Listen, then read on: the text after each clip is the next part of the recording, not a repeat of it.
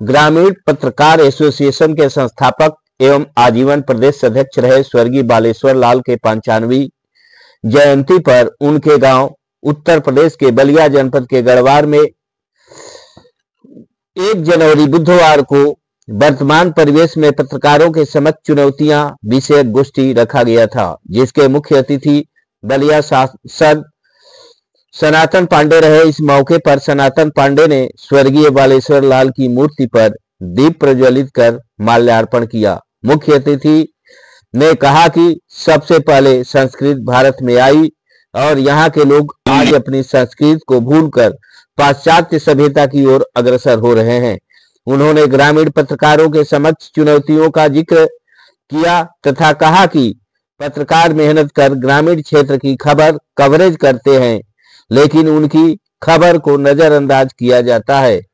पूर्व मंत्री राजधारी ने कहा कि स्वर्गीय बालेश्वर लाल सौम्य एवं गंभीर व्यक्तित्व के धनी थे। मैं उनसे काफी प्रभावित हुआ। ग्रामीण पत्रकार ईमानदारी से ग्रामीण समस्याओं को उठाते हैं, लेकिन यदि वह समाचार सरकार के हित में न ही है, शासन प्रशासन के विरुद्ध होता है, तो उसे नजरअंदाज किया जाता है। कार्यक्रम को पूर्व विधायक सुधीर राय, कैप्टन वीरेंद्र सिंह, ओम प्रकाश द्विवेदी, कृष्ण मुरारी पांडे, गुप्तेश्वर पाठक, जयप्रकाश, गोविंद राव, रणजीत राय, नागेंद्र शर्मा, सेनानी राम विचार पांडे, सुभाष जी, बसंत पांडे, प्रशांत, निपुण, प्रखर, ललन गुप्ता, भोला सिंह एवं सुरेश सिंह सहित आदि लोग मौजूद रहे। अध्यक्षता सुधीर सिंह एवं संचालन छोटेलाल चौधरी ने किया। ग्रापे के प्रदेश अध्यक्ष एवं संयोजक सौरभ कुमार ने ग्रापे के उपलब्धियों की चर्चा करते हुए सभी अतिथियों के प्रति आभार व्यक्त किया। बलिया से वीरेंद्र सिंह की खास रिपोर्ट।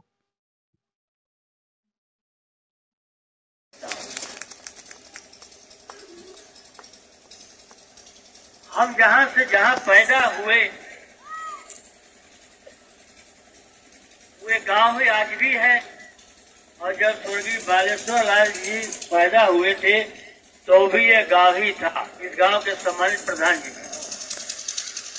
लेकिन पत्रकारिता में उनकी एक सोच रही होगी कि शहर के लोग गांव तक नहीं पहुंच पाते हैं, क्योंकि आज की बात नहीं है, ये कई वर्षों से पहले की बात है। तो क्यों न हम ग्रामीण पत्रकार एसोसिएशन का गठन करें कि हमारे ग्रामीण के पत्रकार भाई ग्रामीण से समाचार संकलित करके वो जिले तक भिजवाएंगे और पूरा जो है उसको जिला और देश जानने का काम करें।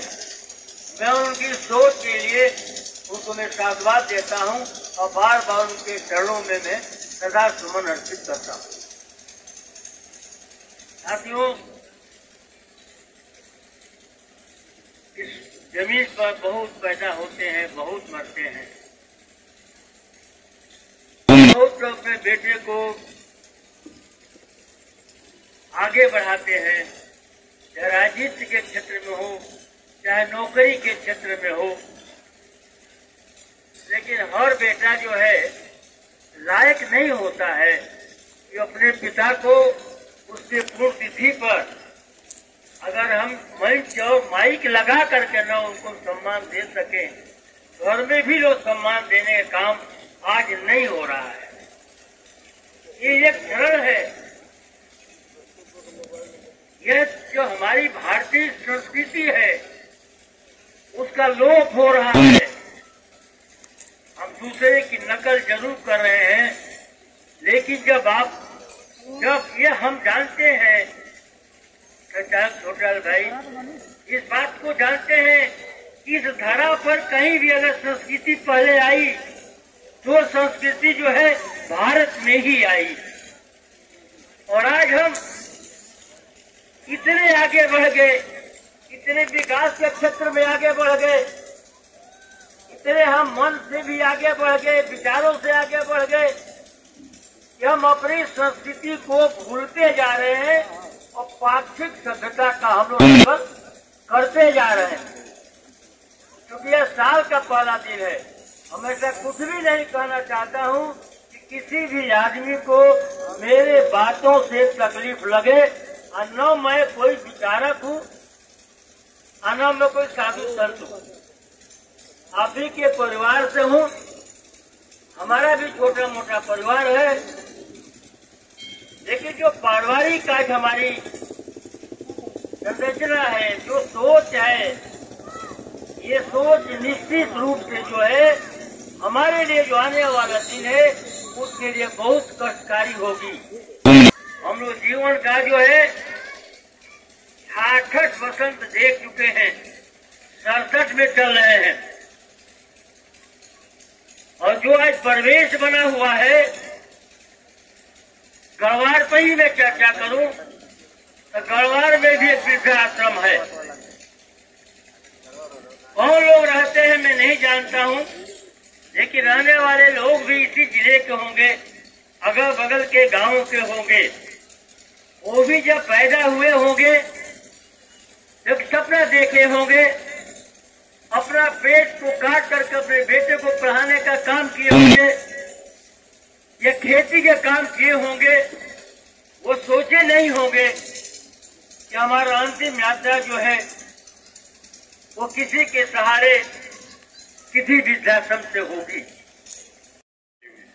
और जो भी होती है, वो जो भी सरकारें होती हैं, जो लोग सत्ता में होते हैं, उनके साथ मिल करके, विश्वास में लेकर के वो काम करते हैं। हम लोग देखते हैं गांव के पत्रकार, ग्रामीण पत्रकार, गांव की जो समस्याएं हैं बड़ी ईमानदारी से उसको रखने का काम करते हैं लोग। लेकिन अगर प्रशासन के खिलाफ होता है या शासन के नीतियों के खिलाफ होता है, तो जहां से आपका पेपर छपता है, जहां से पेपर का काम आगे बढ़ता है, उस स्तर तक सूचना जा करके रुक जाती है। स्थानीय स्तर पर कभी कभी नाराज होते हैं अपने ग्रामीण पत्रकार भाइयों से कि आपने सही और तथ्यपूर्ण बातों को आपने नहीं निकाला। तमाम समाचार निकल रहे हैं, लेकिन जब उसके बारे में हम लोग जानकारी करते हैं तो मालूम होता है कि समाचार गया हुआ था स्थानीय पत्रकार के माध्यम से, ग्रामीण पत्रकारों के माध्यम से, लेकिन ऊपर के स्तर से उसको कोई स्थान नहीं मिला। तो ये दिक्कतें कभी कभी आती हैं। दूसरी दिक्कत, गांव में हम आप रहते हैं और जो लोग प्रभावशाली लोग हैं, जो दूसरे के हक हकूक को लूटना चाहते हैं, जो अधिकारी हैं, भ्रष्ट हैं, उनका भी बड़ा नेटवर्क है। जब उनके खिलाफ भी हमारे ग्रामीण पत्रकार कोई समाचार देते हैं तो वो भी एक हौवा खड़ा करते हैं, अपने बल छल का प्रयोग करते हैं और ग्रामीण पत्रकार को, एक सामान्य पत्रकार को हमेशा भयभीत करने की कोशिश करते हैं। तो बड़ी विकट परिस्थितियों में पत्रकारिता का काम आपको करना पड़ता है और आपको सच्चाई भी उजागर करनी पड़ती है। हमने देखा है हम लोगों के बहुत सारे प्रयास से, चाहे जमीन का विवाद हो, चाहे गांव में कोई घटना हुई हो लॉ एंड ऑर्डर संबंधी, प्रशासन कभी कभी गंभीरता से नहीं सुनता है। लेकिन वही बात जब मीडिया के माध्यम से, पत्रकारिता के माध्यम से, जब अखबारों में उसको जगह देते हैं तो वही अधिकारी उस पर रुचि लेने लगता है, वही दूसरे शासन के लोगों का भी ध्यान जाता है। जो चीज हम लोग अपने पैरवी के माध्यम से, अपने दबाव के माध्यम से सही बात को भी नहीं करा पाते हैं, तो हम लोग देखते हैं कि वो सारी चीजें जब आपके माध्यम से अखबारों में जाती हैं, माध्यम से मीडिया चैनलों में जाती हैं, तो निश्चित रूप से उसका प्रभाव पड़ता है। और हम सभी लोग जानते हैं कि लोकतंत्र के आप चौथे स्तंभ हैं और मेरा मानना है कि अगर पत्रकारिता न हो, अगर समाचार सही आपके माध्यम से न आए तो लोकतंत्र नहीं चल सकता है। हम देखा है 1975-76 में जब इमरजेंसी लगी थी, हम लोग जेलों में बंद थे, अखबारों पर पाबंदियां लगी हुई थी, कोई समाचार नहीं आता था, हम लोग जेलों में बंद थे। हम लोग किसी तरीके से जेल में रेडियो अलाउड नहीं था, लेकिन स्थानीय स्तर पर मैनेज करके हम लोग एक रेडियो रखते थे और बीबीसी समाचार का जब टाइम होता था तो लैट्रिन में जाकर के, जो जेल का शौचालय होता है, उस शौचालय में जाकर के हम एक आदमी रेडियो को सुनता था। और जिस समय बीबीसी का समाचार आता था, उस बैरक के गेट से, मेन गेट से लेकर के और लैट्रिन के गेट तक 2 दिन रहते थे कि कोई वार्डर या कहीं भी कोई आएगा तो तो हम लोग अपने साथी को जो समाचार सुन रहा है उसको हम लोग अवगत करें। और पुलिस की गैर जानकारी में हम लोग समाचार सुनते थे और BBC लंदन में जो समाचार आता था उससे मालूम होता था कि आज देश की क्या हालत है, कहाँ गिरफ्तारी हो रही है। और क्योंकि हम भी पत्रकार ही थे, ये 5 महीने कहा।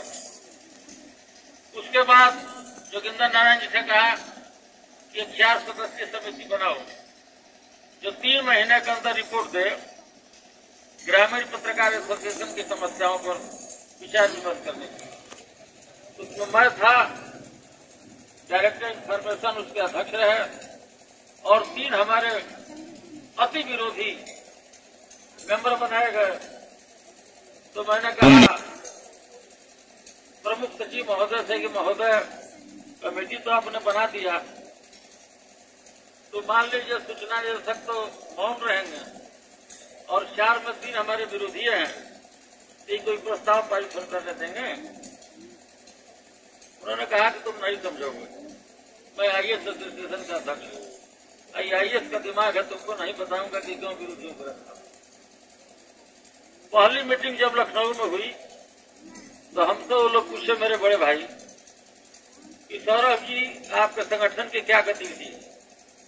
हमने कहा कि आप अजीब बात कर रहे हैं, हमसे बेहतर आप गतिविधि जानते हैं। तो ना ऐसे नहीं होगा, उसका प्रमाण चाहिए।